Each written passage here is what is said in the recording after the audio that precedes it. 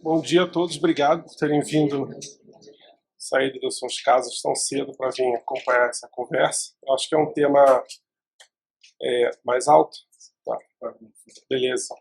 Eu acho que é um tema bem interessante, atual, que desperta muita curiosidade, né, de todo mundo. Acho que está todo mundo meio que tentando aprender o que dá para fazer, onde é que dá para usar e tudo mais. E a verdade é que dá para fazer uma quantidade de coisas imensa, né? E a gente está usando um potencial muito pequeno do que isso pode fazer ainda.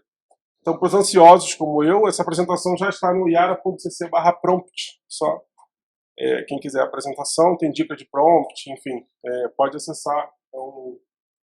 Ela está publicada aí nesse endereço, tá?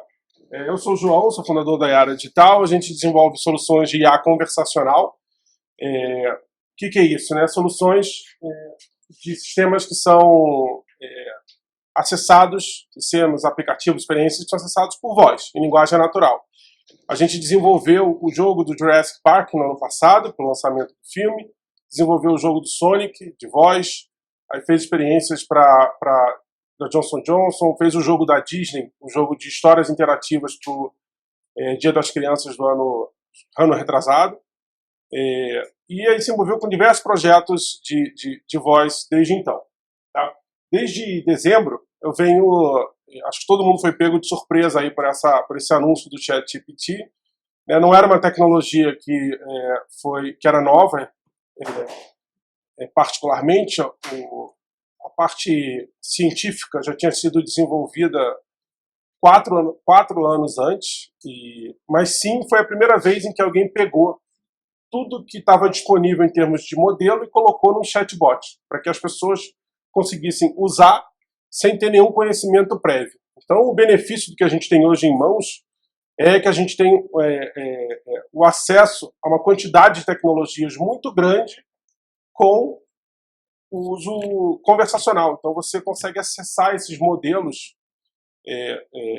de linguagem, você consegue acessar eles digitando pesquisas normais. Só que como é que você tira o melhor deles? Você tem que, obviamente, saber um pouco de como que eles se comportam. Então, eu vou explicar o jardineiro, se vai fazer sentido, tá? Para quem estiver se perguntando. Então, eu começo com uma frase anônima, foi publicada no LinkedIn, mas acho que eu fui preguiçoso de não ir atrás de quem foi a primeira pessoa que publicou, mas depois várias pessoas publicaram. Que a IA não vai substituir você, quem vai substituir você é uma pessoa usando IA. Né? E eu ainda vou além dessa frase, que o que eu acredito que vai acontecer é que primeiro as pessoas vão começar a usar IA para poder assistir mais Netflix depois. Então vão fazer o trabalho que faziam em 8 horas, em 2, e vão assistir 6 horas de Netflix depois. E aí depois você vai perceber que a IA é para ser usada como um copiloto, como a Microsoft está sugerindo. Né? E que quando você trabalha com ela e usa ela como copiloto e não deixa ela como piloto, o resultado é muitíssimo melhor do que quando você delega totalmente para a IA a produção. Então, atualmente tem sido o maior desafio das pessoas com quem eu converso, fazer essa transição de não delegar completamente esse trabalho para a IA. Então, é uma das coisas aí que eu deixo como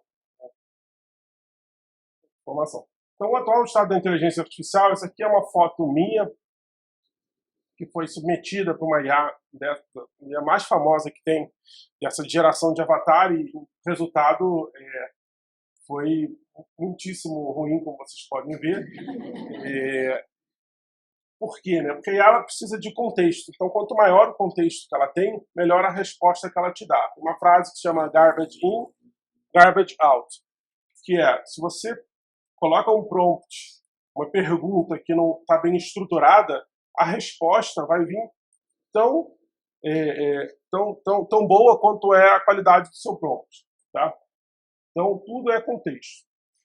E aí, o avô da inteligência artificial, Alan Turing, publicou esse artigo em 1950, que é chatíssimo de ler, by the way. Então, recomendo que vocês comecem com um resumo dele. Que ele fala, a coisa mais interessante que tem é que ele se dirige às máquinas de inteligência artificial como uma child machine. Por quê? porque ele estabelece esse paralelo de que você, ao invés de programar, você vai ensinar como você ensina uma criança. Então você ensina pelo exemplo. Você fala, isso tá bom, isso não tá bom, olha fulano fazendo isso, eu quero que você faça isso dessa forma. Então é um paradigma de programação, uma forma de pensar diferente. Você ensina por exemplo. Então, uma vez que você quebra essa normalidade da programação, que você não está programando a máquina, você está simplesmente demonstrando para ela como você quer que ela se modele, você passa a ter resultados muito melhores nos prompts que você faz. Tá? Essa foto é de um filme muito bom que chama Inteligência Artificial, de 2001. Eu recomendo a todos que vejam. Muito bom. Agora é o momento Jequiti. Não é um curso de dropshipping no Hotmart, tá, gente? A gente criou um chatbot em dezembro para contar histórias, quem quiser escanear enquanto isso. É um chatbot de inteligência artificial no WhatsApp, que você se conecta a diversas inteligências artificiais, então dá para pedir imagem, dá para criar texto, dá para... uma das inteligências artificiais que ele se conecta é o ChatGPT, esse é o Yara Chat. Quem quiser conhecer, só ou fazer o QR Code aqui, ou digitar no Chrome yara.chat, no navegador, perdão, yara.chat, que vai ser direcionado. Tá. O que foi isso? Né? Isso aconteceu em dezembro, eu estava de férias, e aí surgiu a notícia de, cara, tem um chatbot que foi lançado e que é louco, parece que responde as perguntas que as pessoas fazem, e é um negócio muito bom. Eu estava de férias, e aí eu liguei pro CTO da Yara Digital, falei, cara, a gente tem que botar essa porra do ar, em 5 dias, no WhatsApp, porque isso vai explodir. E a gente fez isso, está no ar desde dezembro, e é fascinante porque você vê que a maior parte das pessoas, 99%, a primeira pergunta que faz é quem é João Paulo, não João Paulo, mas a pessoa pergunta quem é ela mesma, né?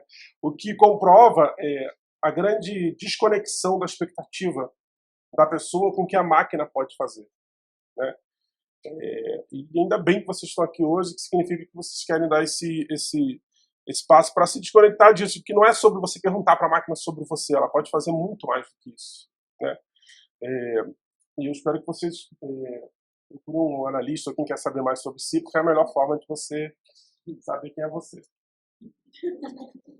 Então, falando um pouco do fundamento do Prompt Engineering, uma analogia boa que o próprio GPT me sugeriu foi com a jardinagem. A gente tem a tendência de achar que a gente está esculpindo uma escultura ou pintando um quadro quando a gente está fazendo um prompt. Mas, na verdade, é uma jardinagem por quê?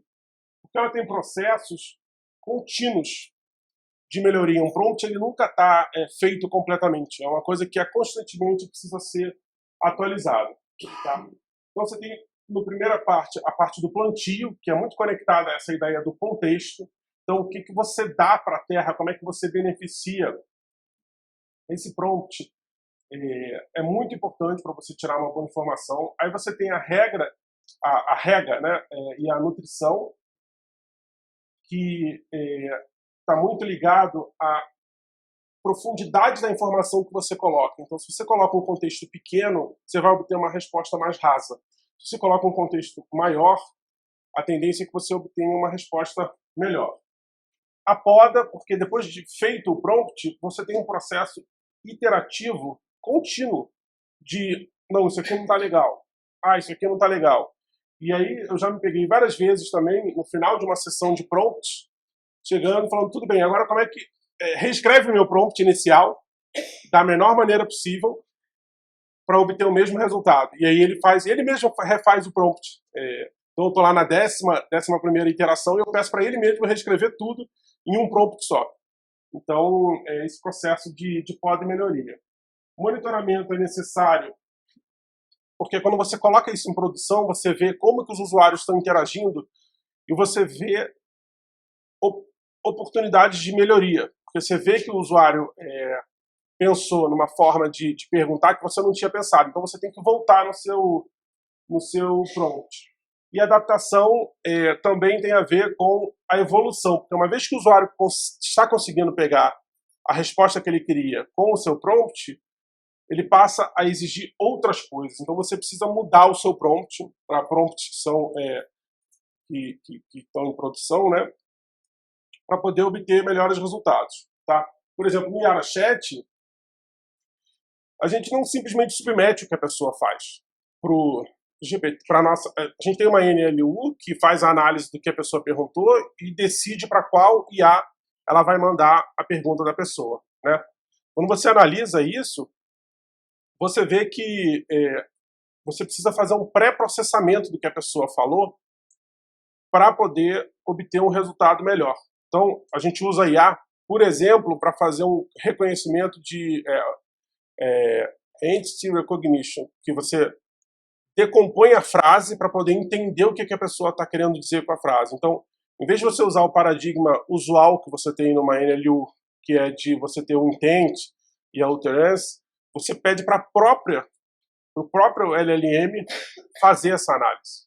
Então, aí eu vou passar agora em detalhes em cada uma dessas fases com sugestões de prompt, e aí quem quiser abaixar a cabeça para mexer no celular para testar, fica à vontade, tá, gente?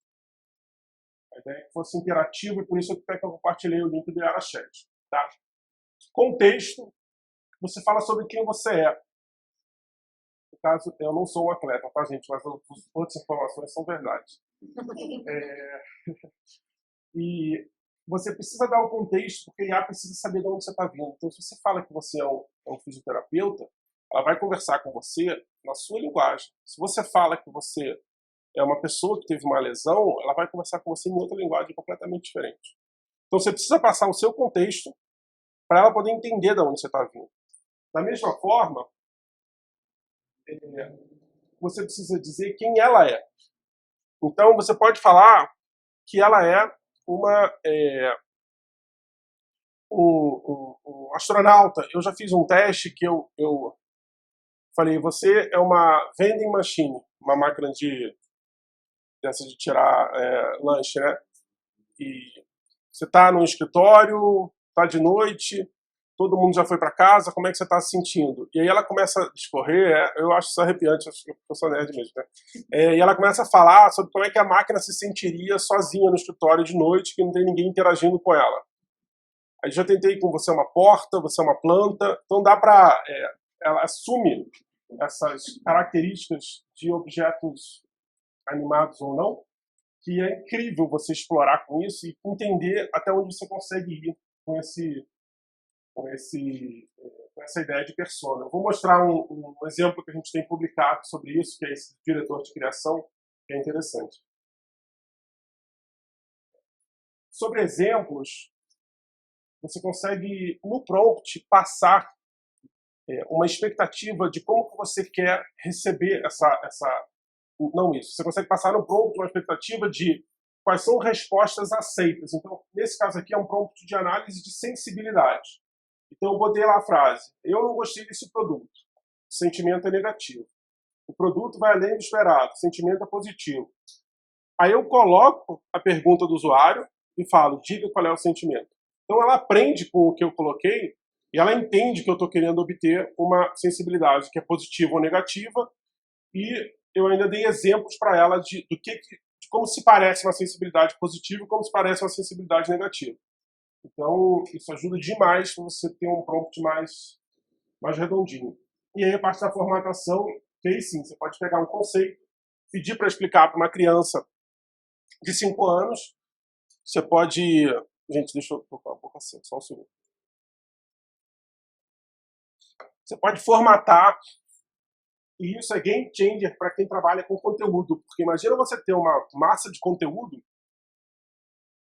você pode criar drops para posts para 5 anos, todos com o mesmo formato. Então você consegue formatar conteúdo de uma forma muito impressionante. Isso é muito poderoso para quem trabalha com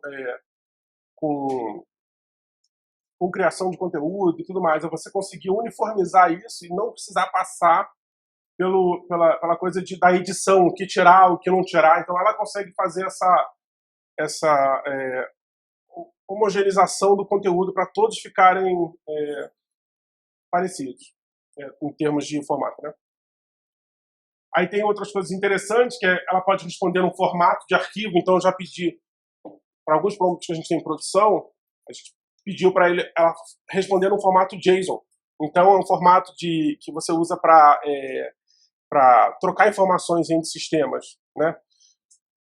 Então você pode pedir para em qualquer formato, ele consegue fazer, e isso abre também espaço para a gente pedir para ela criar imagens. Você consegue pedir para o GPT criar imagens.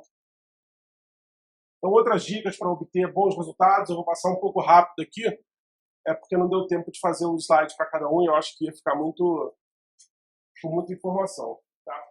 Markdown é uma linguagem de formatação. Então, se você pedir no seu prompt, formate a resposta em Markdown, ele manda com bold, com bullets, manda em tabela. Então, ele faz toda a formatação que tem no Markdown disponível, ele coloca.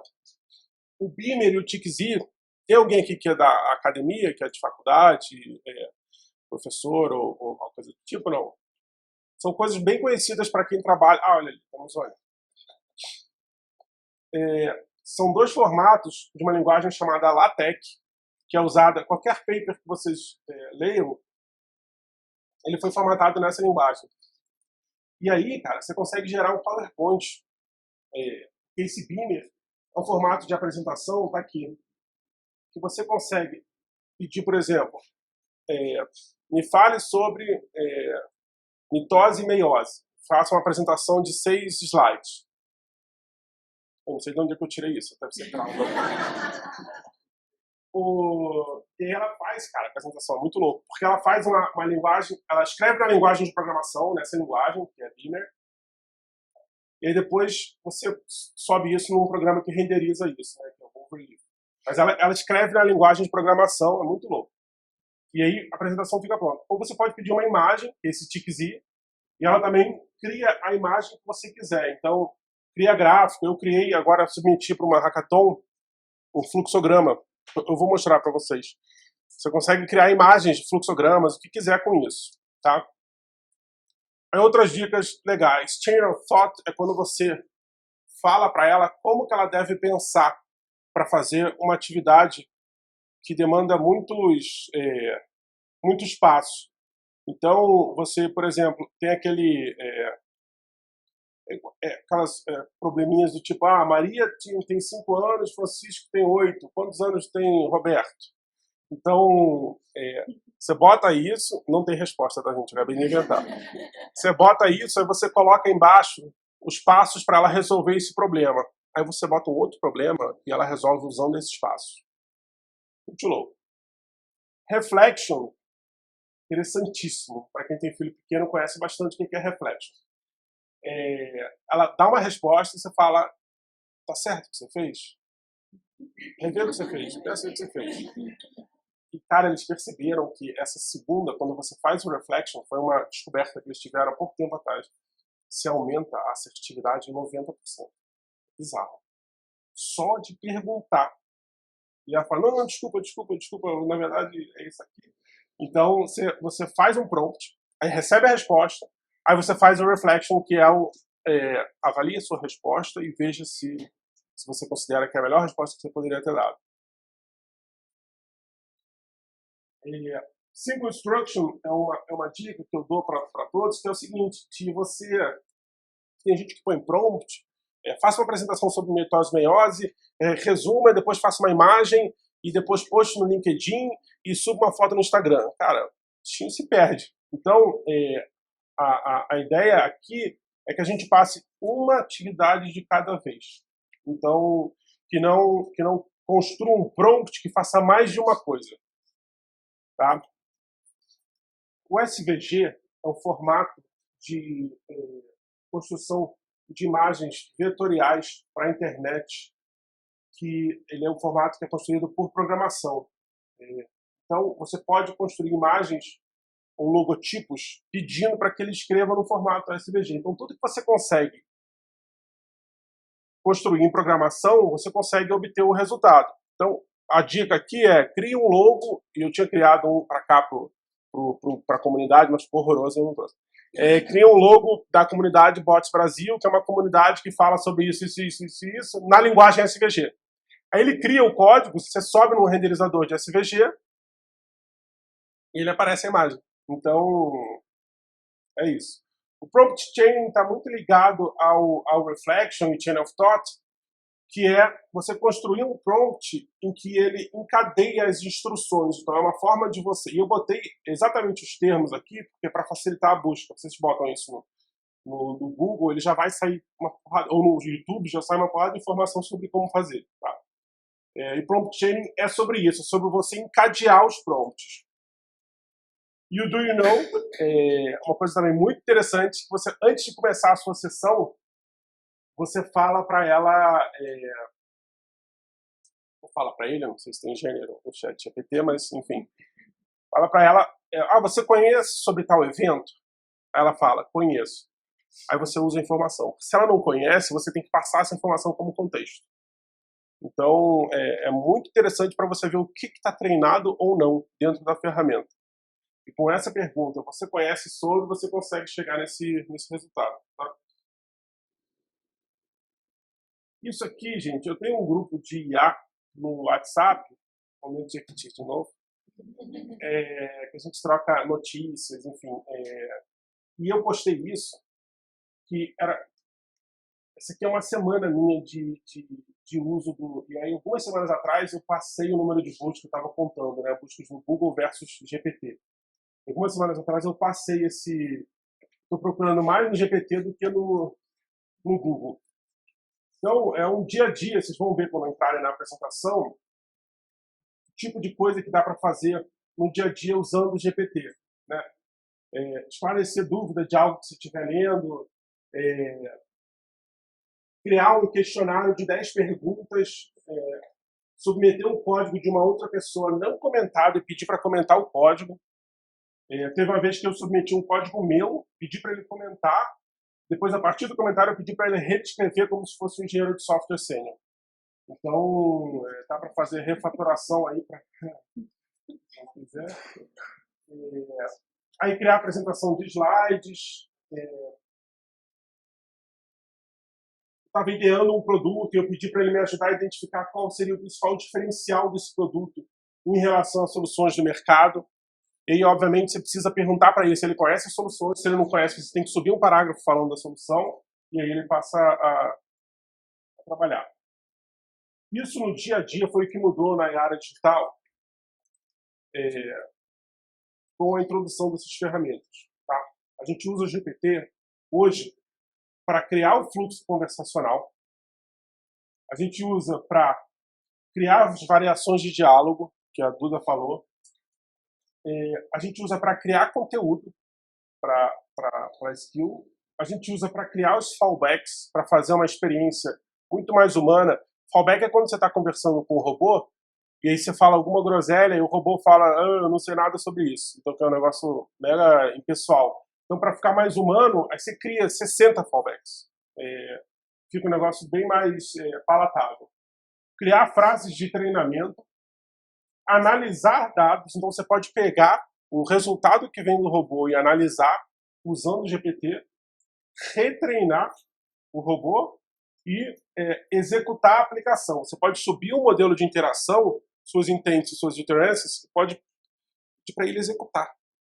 Então ele vai operar o seu chatbot e você vai ver diálogos reais ali acontecendo. Né?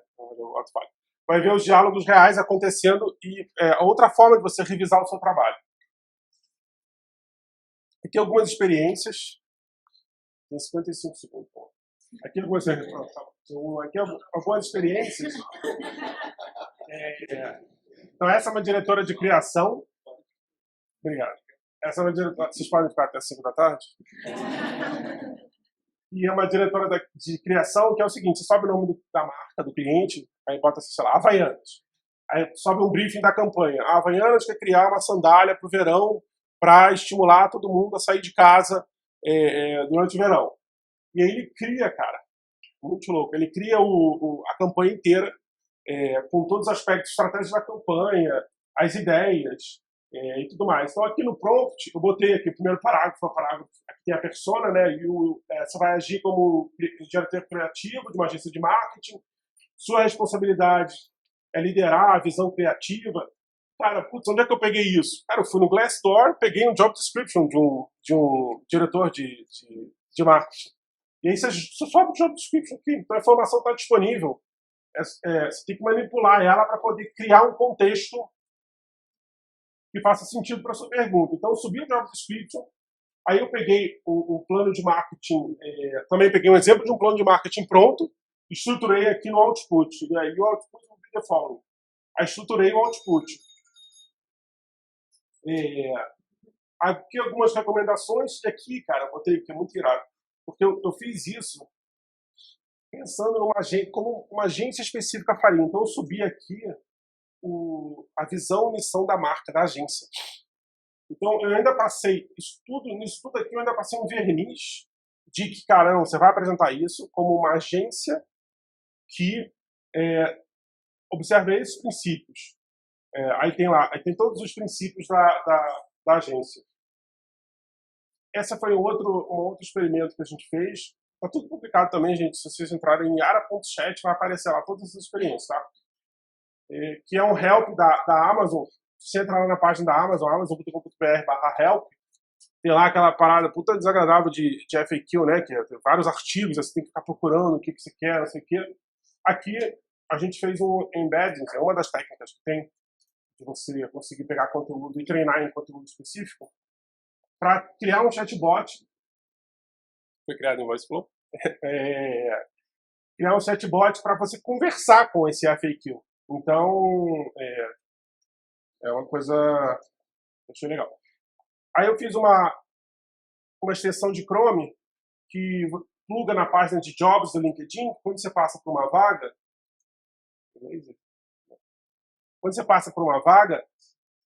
ele adiciona esse botão aqui, olha, interview, para você se entrevistar para essa vaga. Ele cria uma entrevista de emprego, você responde, recebe, já é contratado, sacanagem.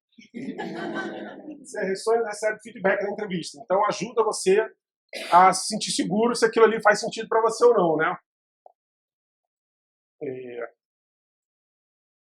Cara, isso foi uma brisa fodida. Eu me amarro na Janis Joplin e tem uma música dela que chama Summertime, que eu tava numa noia de que esses primeiros, sei lá, 15 segundos dessa música, cara, eu já ouvi essa porra dessa música em algum lugar. Não é deles. E eu entrei numa noia de que não tinha nada na internet, não tinha nada no Google. Entrei numa noia de, cara, eu tenho que descobrir o que é isso. Aí eu comecei a perguntar pra ela, olha que engraçado. Janis Joplin, Summertime, foi o primeiro prompt. Ela falou. Eu falei, de onde que essa introdução vem? Ela, olha, a introdução vem da banda, que é uma banda de psicodélica dos anos 70, não sei o quê, etc. Tudo bem. Aí eu falei, então quer dizer que a introdução foi baseada em nenhuma outra música, né? Aí ela falou, sim, é verdade, foi baseada em nenhuma outra música, é fruto da criatividade dos intérpretes. Aí eu contei assim, olha, eu juro que isso parece uma composição clássica.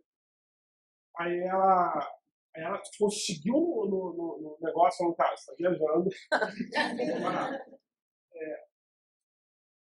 Eu falei, isso parece com... Aí eu botei um bar prelude. Então eu dei uma indicação. Ela falou, cara, legal que você acha isso, mas não tem nada a ver, esquece isso.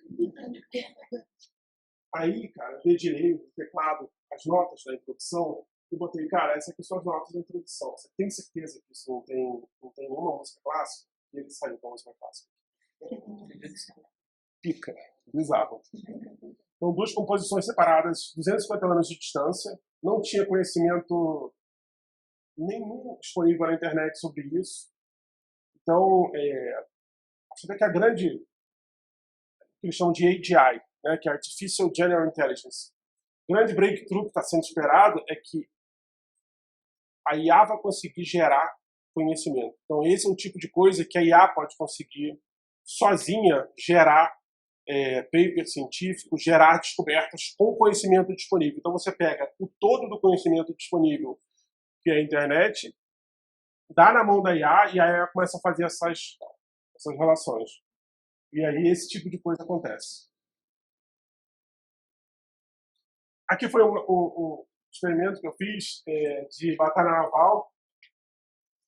Então dá para criar um jogo você jogar com ela. Então, eu botei aqui, eu queria jogar Batalha Naval, aqui assim funciona o jogo, tá aqui a minha cartela. E aí ela fica jogando, muito bom. Aqui é uma aula de história, então você fala sobre, quero falar sobre a chegada dos portugueses no Brasil. Ela ilustra e ela fala, né, sobre o texto e coloca ilustrações, né. Aí, como é que coloca ilustrações? Eu criei uma API que ela busca imagem na internet. E aí, com o Markdown, você consegue expor essa imagem no GPT. Isso está na apresentação, então se vocês quiserem depois testar, é muito legal. Aí, meu filho se amarra em Pokémon, não sei se eu jogo com ele, e eu criei para ele um Pokédex, que é um lugar que você pode ter mais de 1.200 Pokémons lançados. Ele tira a imagem também, enfim, então foi uma forma de testar aí também esses limites. E isso foi um artigo que eu subi na Hackathon do VoiceFlow, que é o quê? Não está dando para ler daí, mas eu pedi, eu quero que você crie um assistente para reservar sala de reunião. Ele cria o assistente inteiro, com as referências, com as frases, com os fallbacks, e ele cria também o fluxo do assistente.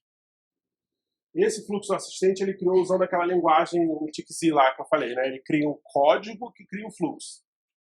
Isso está publicado no meu GitHub, para quem quiser acessar aí, github.com/. Olha, depois eu vou dar a apresentação. Aí alguns projetos que chegaram para a gente, para poder tangibilizar um pouco, né, de como que isso é no mundo real, né?